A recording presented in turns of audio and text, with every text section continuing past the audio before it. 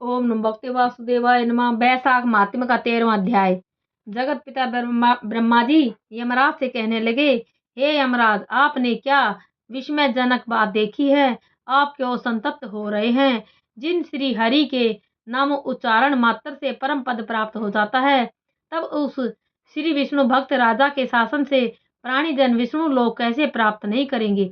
जो प्राणी श्रद्धा भक्ति से एक बार भी श्री गोविंद भगवान को प्रणाम कर लेते हैं, उन्हें 100 अश्वमेध यज्ञ करने का पुण्य फल प्राप्त होता है। यज्ञकर्ताओं को पुण्य फल क्षीण होने पर पुनर्जन्म ग्रहण करना ही पड़ता है, किंतु श्री हरि भगवान के प्रणामकर्ताओं को पुनर्जन्म नहीं लेना पड़ता है। उन्हें इतने से ही परम पद तथा मोक्ष की प्राप्ति हो जाती है। जिस प्राणी की जीवा के अग्रभाग पर हरि नाम के 2 अक्षर विराजमान हैं, उसे न तो कुरुक्षेत्र गमन करने की आवश्यकता है और न सरस्वती में स्नान करने की आवश्यकता है।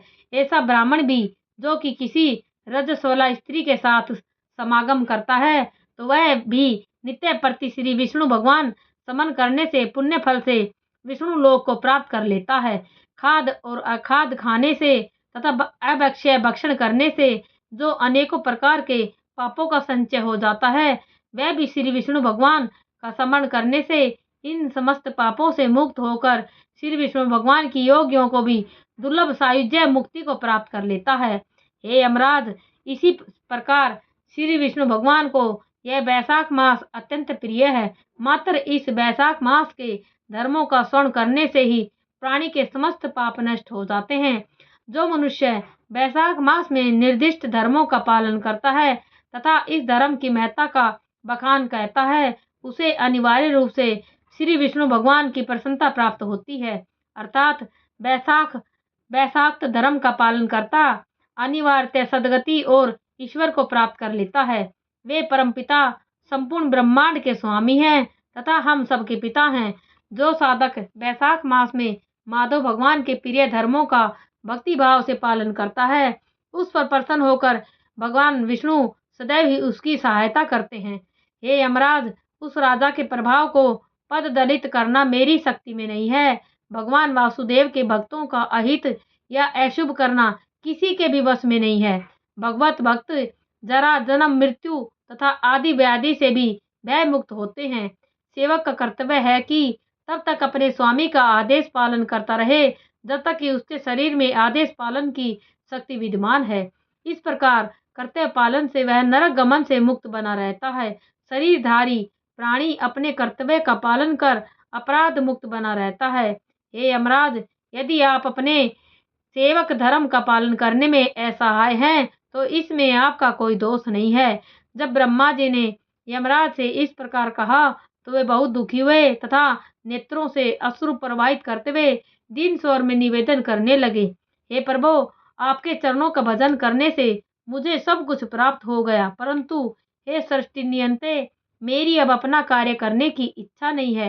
हे प्रभु, यावत भूमंडल में यह महावीर्यवान राजा शासन करता है, जब तक इस राजा को इस कार्य से मैं चलायमान नहीं कर देता, मुझको विश्राम प्राप्त नहीं हो सकता। हे प्रभु, जिस प्रकार गया जी में पिंड दान करने वाला पुत्र होता है, उसी प्रकार हे दयानिधे, आप मेरा यह कार्य सिद्ध कर दे, तभी मैं पुनः शासन करूंगा। यमराज का कथन सुनकर ब्रह्मा जी धर्म संकट में पड़ गए। वे यमराज को अनेकों प्रकार से समझाते हुए बोले, हे यमराज, विष्णु भगवान के धर्म में रत राजा का पराभव तुम्हारे लिए संभव नहीं है। यदि क्रोधवश आप ऐसा ही चाहते हैं, तो उचित यही है कि हम दोनों विष्णु भगवान के पास जाकर समस्त वृत्तांत स्पष्ट कर दें।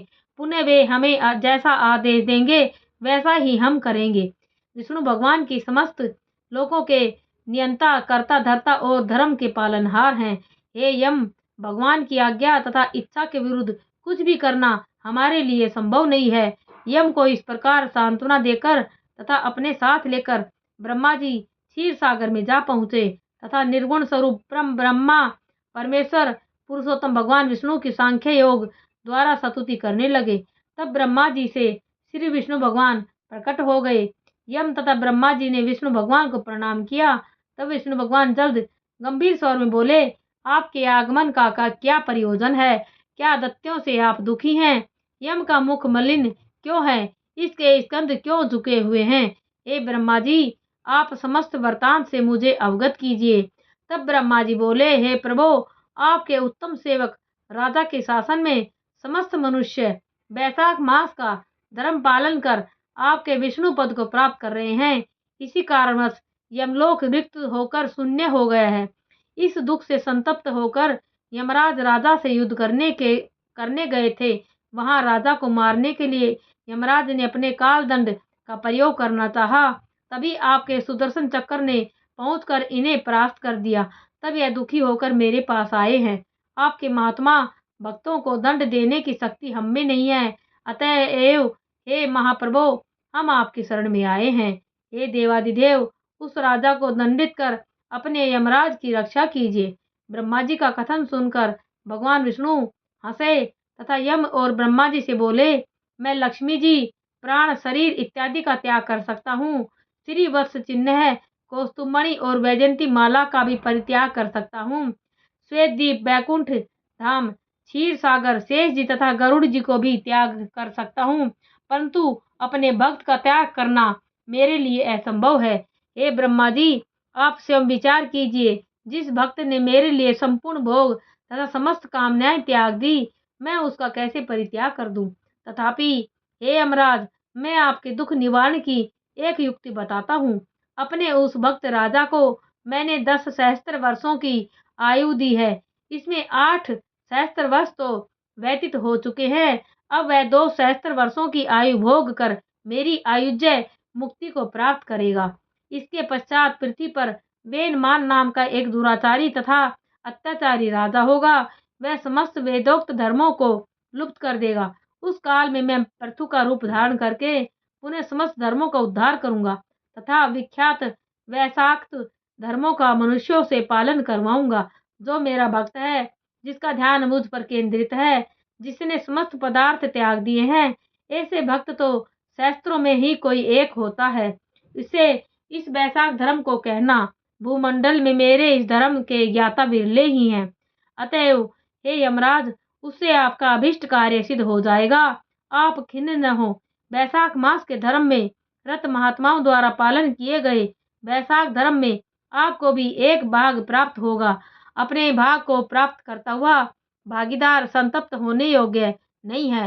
हे यम, जो मनुष्य भूलोक में आपके निमित्त नित्य स्नान, अद्र्य, जलकुंभ, दधि तथा अन्नादि का दान नहीं करेंगे, उनके वैशाख मास में किए गए समस्त कर्म व्यर्था हो जाएंगे। हे यमराज, उस राजा के ऊपर तुम अपने क्रोध को त्याग दो। वह राजा आपका प्राप्तव्य भाग आपको प्रदान करेगा। वह मेरा परम भक्त है। अब जो भी प्राणी आपका भाग आपको देकर वैशाख मास के धर्मों में प्रवृत्त होंगे, आप उनके धर्म पालन में विघ्न बाधा उत्पन्न नहीं करेंगे। जो धर्म पालन करता आपको त्याग कर केवल मेरा ही भजन करता है, उन्हें आप मेरे आदेश से अवश्य ही दंडित करना। उस राजा से आपको भाग प्राप्त कराने के लिए मैं अभी सुनंद को भेजता हूँ। मेरे आदेश से वह आपका भाग उस राजा से आपको प्राप्त करवाएगा। इस प्रकार यमराज को आश्वस्त कर विष्णु भगवान अंतर्ध्यान हो गए। तब ब्रह्मा जी भी यमराज को आश्वस्त करके तथा आदेश देकर आश्चर्य युक्त होकर अपने अनुचरों सहित भगवान की महिमा स्मरण करते हुए चले गए। यमराज भी कुछ संतुष्ट और प्रसन्न होकर अपने लोक को चले गए। इसके पश्चात सभी मनुष्य विष्णु भगवान की आज्ञा के अनुसार और सुनंद की कथन के अनुसार वैशाख मास के धर्मों में यम भाग देने लगे। राजा ने भी अपने समस्त प्रजाजनों से कह दिया कि जो कोई भी अपने वैशाख धर्मों में से धर्मराज का देह भाग नहीं देंगे, उनसे वैशाख मास के कर्मों में से यमराज स्वयं अपना भाग ले लेंगे। वैशाख मास की पूर्णिमा के दिन सर्वप्रथम धर्मराज के निमित्त जल से भरा घड़ा, दही, अन्न और अद्र्य दान करना चाहिए। इसके पश्चात ही पितरों के निमित्त, अपने गुरु के निमित्त तथा जनार्दन मधुसूदन भगवान विष्णु के निमित्त शीतल पेय जल, दही, अन्न और तांबूल, दक्षिणा, फल इत्यादि कांस्य पात्र में रखकर ब्राह्मण को अर्पित करना चाहिए तथा समस्त पूजन सामग्री द्वारा उसी धर्मवक्ता ब्राह्मण की पूजा करनी चाहिए। सुनंदा को ऐसी आज्ञा प्राप्त कर राजा इसको श्री विष्णु आदेश मानकर पालन करने लगा। तत्पश्चात वह राजा अपनी शेष आयु भोग कर तथा समस्त संसारिक भोगों को भोग कर पुत्र पौत्रादि सहित श्री विष्णु लोक को गमन कर गया। उस राज्य के बैकुंठवासी होने के पश्चात बेन नाम का एक अधर्मी राजा हुआ। वह निम्नवर्ती का था। उसने समस्त धर्मों का विशेष रूप से वैशाख मास में धर्मों का लोप कर दिया। इस प्रकार मोक्षदायी उन धर्मों को मनुष्य फिर से विस्मृत कर बैठे हैं। उन सभी के लिए वैशाख धर्म अज्ञात हो गए हैं। जन्म जन्मांतरों के पुण्य एकत्रित होने पर ही मनुष्य में वैशाख मास के धर्म पालन करने की प्रवृत्ति जागृत होती है। यह सुनकर मिथिलेश ने कहा, हे महर्षि, आपने पहले यह वृत्तांत कहा था कि दुरात्मा बेन राजा पूर्व मनवंतर में उत्पन्न हुआ था। तब यह सूर्यवंश में इक्ष्वाकु कुल में जन्मे। यह कथा मैंने आपसे पहले सुनी थी तथा अब आपने यह कहा कि पूर्व राजा के बैकुंठवासी हो जाने के बाद बैन राजा हुआ। हे महामुने, कृपया मेरे इस संशय का निवारण कीजिए। हे राजन, तुम्हें इस कथा की युक्ति संगतता तथा असंगतता का प्रश्न नहीं उठाना चाहिए। यह शंका रहित विश्वसनीय है। युगों तथा कल्पों की व्यवस्था पुराणों के विषय के अनुसार है। जिन जिन कल्पों में यह कथा जिस जिस रूप में घटित हुई है वह सब मैंने मार्कंडेय जी से सुनी है तथा जो कथा मैंने उससे सुनी है वही मैंने तुम्हें सुनाई है। यह वैशाख मास का धर्म विशेष प्रचारित नहीं है। ओम नमो भगवते वासुदेवाय नमः।